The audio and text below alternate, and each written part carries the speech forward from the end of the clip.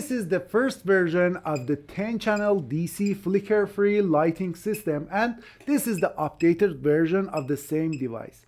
Using this remote controller and the functions I have defined for each of the buttons, I can control the lighting system. For example, the numbers on the controller are used to change the status of each channel, or the directional buttons are used to change the programs. See? By pressing the numbers on the controller, the corresponding channel changes its status, and by pressing the directions, the specific program which the number is shown on the display is applied to the channels. By the way, this is the first episode of the project, and of course, in the next episodes, I will demonstrate every single part of the project in detail. Anyway, this system is designed with STM32 microcontrollers, and you can download all the files needed to build it, including PCB, schematics, and codes, in the way I mentioned at the end of this video. Well, now it's time to start the work. Before anything else, I had to define the project. I want to have a 10-channel lighting system with the ability to adjust the channels, which firstly can be controlled by a remote controller, and secondly it has no flicker so that it can be used as a filming light when filming. To control the device, I want to use an infrared remote controller. Using infrared remote controllers to control a digital device is very simple and straightforward. When we press a button on these remote controllers, the remote controller sends 32-bit codes which is unique and specific to that button using infrared waves. You can see that this infrared LED is sending something, but it is not clear that what it is actually sending. To receive and translate these waves, as well as amplifying them, we need to use a 3-pin infrared receiver.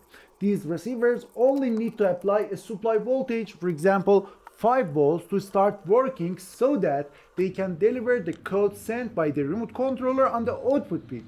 If you look at the schematic files or PCB files, you will see that I have used these remote controllers and these 3-pin infrared receivers in the project. In the next video, I will provide more explanations about these remote controllers and 3-pin infrared receivers, and I will teach you how to use them in your projects. The next part is switching the LED strips, which we must be able to switch these strips using the weak signals generated by the microcontroller. For this, I used triacs in the initial version of the device, and in the updated version, I used IGBTs to switch channels. Of course, using a triac or IGBT for switching has many points, and on the other hand, we must also eliminate flicker in this project, which this issue itself also has points that I think it is necessary to have a separate part for this topic. So, in one of the next episodes of this project, I will address the switching circuit. The next topic is the use of the 74595 shift register IC, which if you look at the schematics or PCB, you will see that we have used 4 of these ICs in this project. 2 for the 7-segment display and 2 for the output channels. In fact, I used this IC to increase the number of outputs of the MCU so that I can control 10 output channels for the LED strips and 14 segments in the 7-segment displays. I will also teach these ICs and how they work, as well as the 7-segment displays in a separate part. On the other hand, since I want this project to work with any remote controller, I want there to be a learn button on the device so that the user can introduce their desired remote controllers to the system.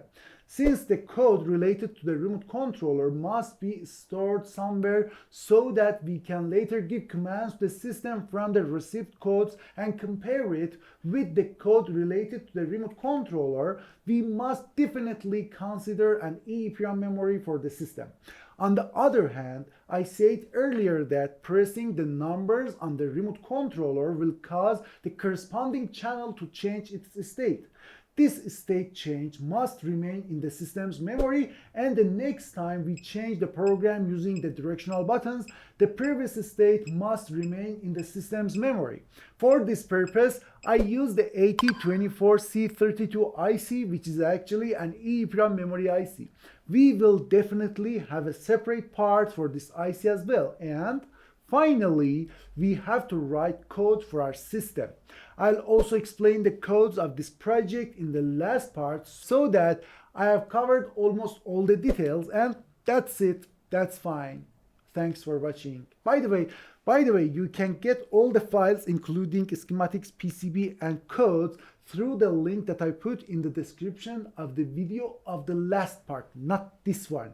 This is the first video, this is the first part, this is the first video in the playlist in my YouTube channel. You will get the files in the description of the last part, last video in the current playlist in my YouTube channel. So don't forget to like and subscribe. Wait for the next part of this project. I'll see you in the next part. Until the next part, take care and have a good one.